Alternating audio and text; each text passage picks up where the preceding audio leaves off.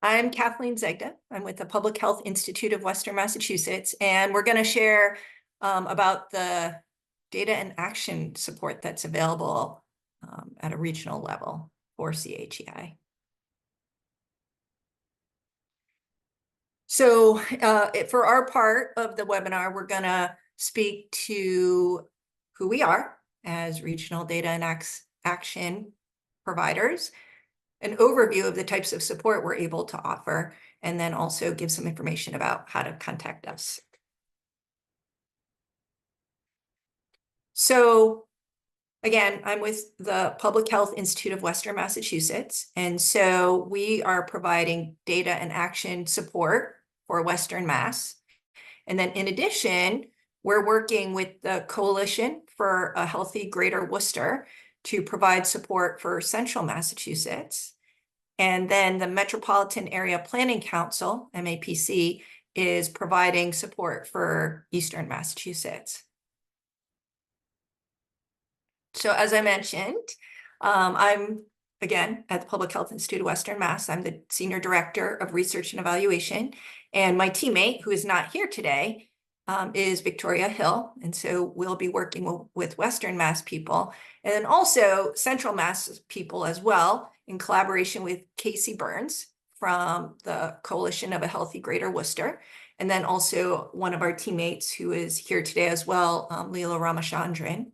And then I will turn it over for folks from MAPC to introduce themselves. Thanks. Go ahead, Tanaya. Thanks, Barry. Hi, everyone.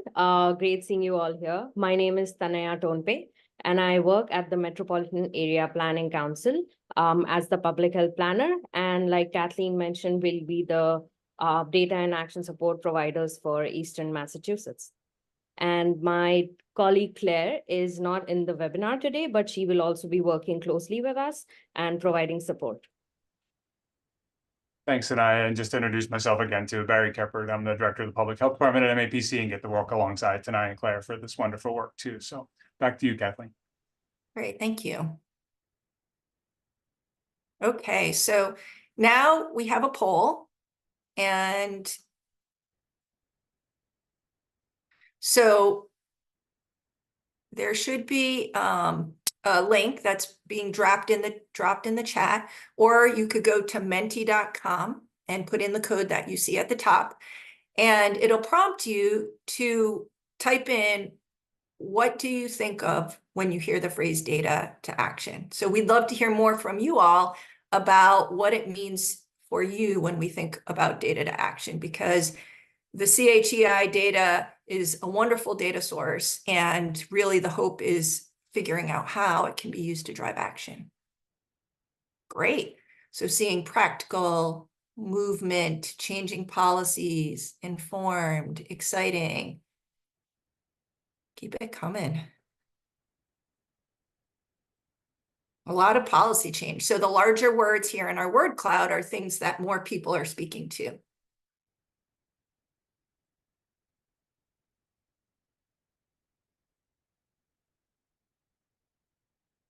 Using data to change awareness. Absolutely. Awareness raising.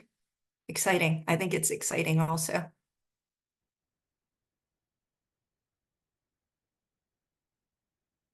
Listening. Understanding what people are sharing. And okay, so a lot of great thoughts here. Thank you so much for sharing. So a lot about really thinking about how to make change. Okay, I'm going to move us on to the next slide. And I'm going to turn this one over to you, Barry. Thanks, Kathleen.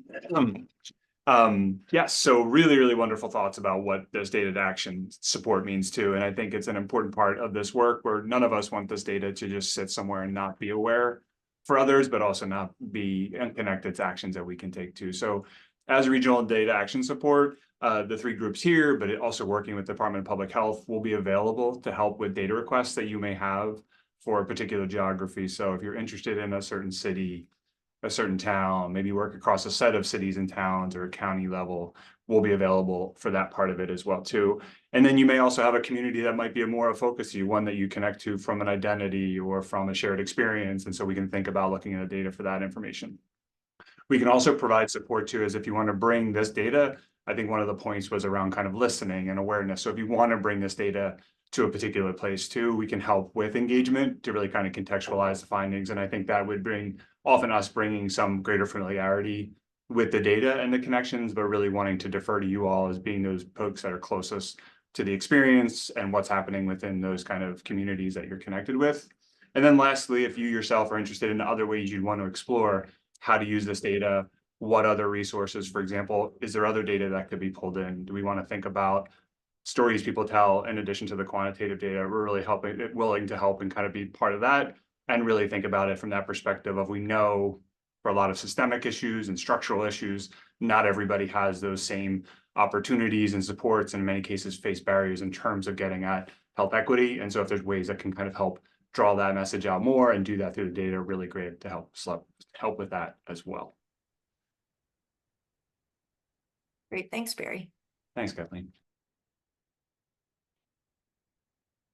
Okay, so the next poll we have is we want to get a better understanding of who's in our room today for the webinar. So if you go back to that same link that was in there, if you could indicate, so you'll have the opportunity to drop a pin where you are located. So if you could go ahead and do that, that'll give us a sense of who's in the room. Where do you primarily live, work, or play?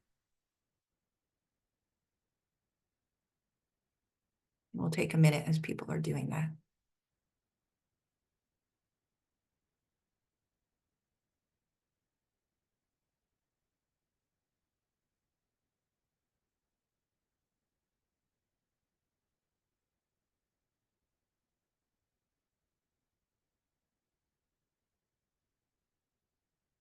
Great. So really, we're having people from all across the Commonwealth here today.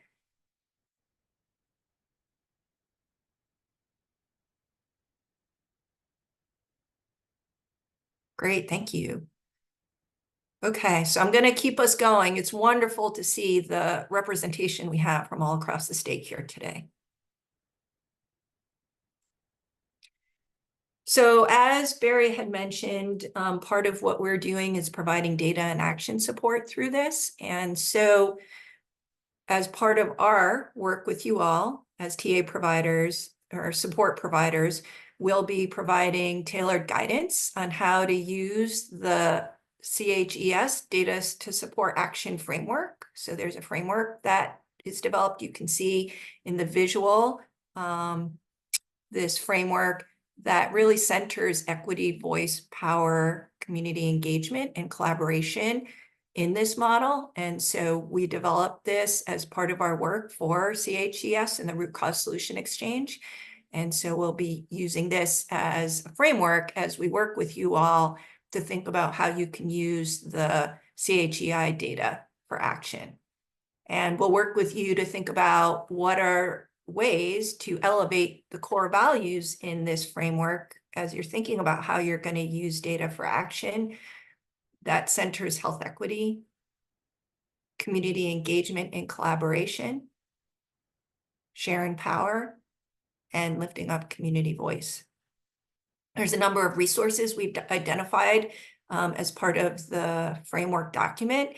And so we can help to recommend resources and also other ways to build capacity to think about using data for action and using this framework. And then also have the resource itself, the document that we'll be able to share with you as you engage in this work.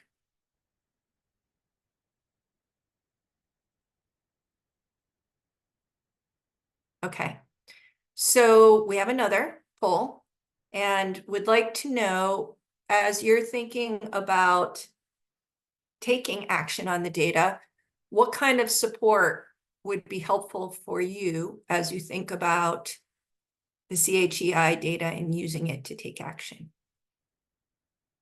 So if you can, this is another one where you can go back to the poll and then put in your response, type in your response. And again, it's the same link as before.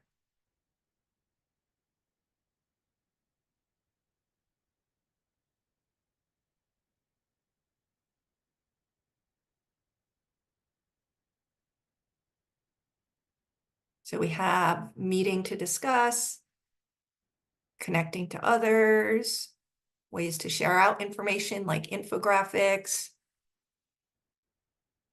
making data as easy to understand as possible, conversation to understand data,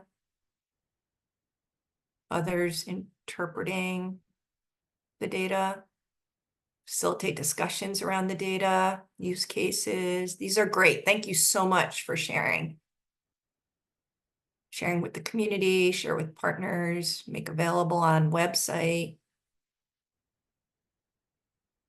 Okay, so this is really helpful, and these are the types of things that we are planning to be able to work with you on and talk through. And this is a nice segue to examples of what some of the data requests could be, and then all like examples of what we've had in the past when we were working with the COVID community impact survey. So one way or one reason that people have asked for the data is to explore, to better understand the communities that they're serving, whether that's a geographic community or communities based on identity or other demographics. So that could be to understand needs or to understand what people are experiencing in the areas you're targeting. And then information can also be used for planning and development. So examples are for grant applications, community health improvement plans. The data has been used for that in the past, the previous survey. Strategic planning is another example. And then also for assessment and research. So community health needs assessments, research reports. So for example, in Western Mass, the data was used for the gender equity report that was done for Western Massachusetts, or it might be used for dashboards as well.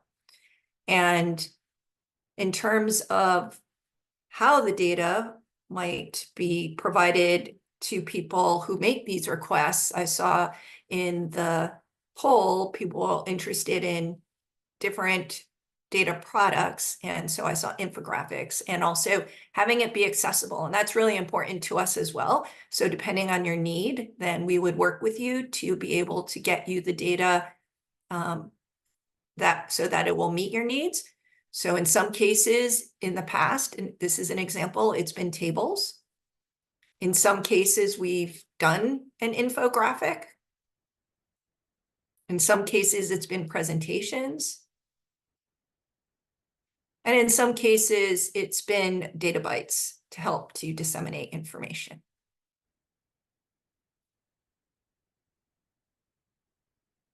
So we'd love to hear more from you all. So given the data request objectives that I've spoken to, and there are others as well that people might be interested in the data for, what data objectives are you interested in? And again, it's the same Mentimeter link, and you would go ahead and just type it, indicate which one of these you'd be interested in. See all of the above. Exploration, planning and development.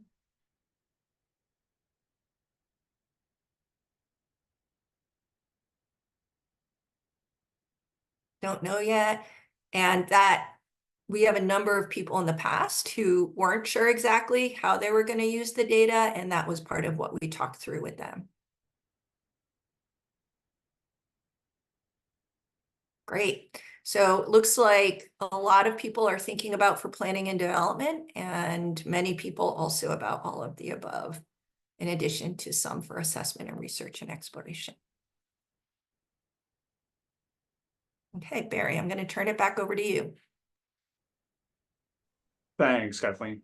So hopefully you've all got a chance here within those questions to think a little bit more about what this data can mean to you, how you'd like to use it, and so then how do you go about following up on that too. So you can submit data requests using the link that's shown here too. There'll be information included either as follow-up or might be available on the Community Health Equity Initiative website from the Department of Public Health with our contact information, so you can reach out to us directly. We'd encourage you first to go to the form because that helps us take a little bit track of those requests and kind of coordinate them across the group. Thanks, Rebecca. So you can see the data request form now in the chat. So please feel free to use that, and we'll then do follow-up as part of it. In terms of when you submit a request, we'll then essentially look to reach out to you to have a conversation. Part of that is because we don't want to make assumptions based on what we see in there. And we also feel like kind of developing that relationship can help us provide a better data product or better support to you all. So in that conversation, we'd hope to talk a little bit more about the data, possibilities within it, but also be really candid about potentially limitations and other data sets we can think about, and then be able to turn around those products in a way that can be helpful to you. We'll look to be as timely as possible within all of that, but ideally kind of getting you more familiar as a data set that you can come back to and get more familiarity with. And as noted in the process, this could be iterative in the way that we go back and forth to make sure both you're getting what is most useful and applicable to the situation that you're in, but we can also kind of do it in a way that's responsible with the data and both ends, kind of its opportunities, and kind of making sure that the limitations are noted within the data as well too.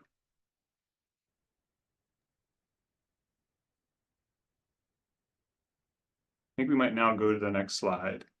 I might turn it back to you in a second, Tawe, but just again, I want to say thank you everybody here for participating, and just recognize really the wonderful work that's been happening across the team you see represented at the bottom of the slide, but really the efforts from the Department of Public Health too. And so I think I just want to check back with you, Tawe.